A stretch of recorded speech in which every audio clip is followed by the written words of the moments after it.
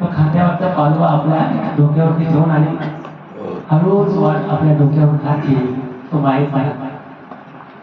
तुम्ही किती बँकेकडे द्या पण आईच्या डोक्याची गोधडी ती कुठे मिळणार नाही. तिची भूक ती प्रेमात भरलेली. हे आपल्याला केव्हा समजतं? ज्यावेळी आपण आई होऊ आपण बाप होऊ त्यावेळी समजतं बापाने आपल्यासाठी काय केलं असेल, आईने आपल्यासाठी काय केलं असेल. आज या ठिकाणी मातोश्री गेल्या आमच्या जवळजवळ 80-90 वय त्यांचं आणि खरोखरच या घरातील सगळ्यांनी त्यांची सेवा केली. आपण सुद्धा आपल्या आई वडिलांची सेवा केली तर आपली मुलं आपली सेवा करतील. आणि म्हणूनच आई मला जगी सोडून या गेली काही न बोलली तर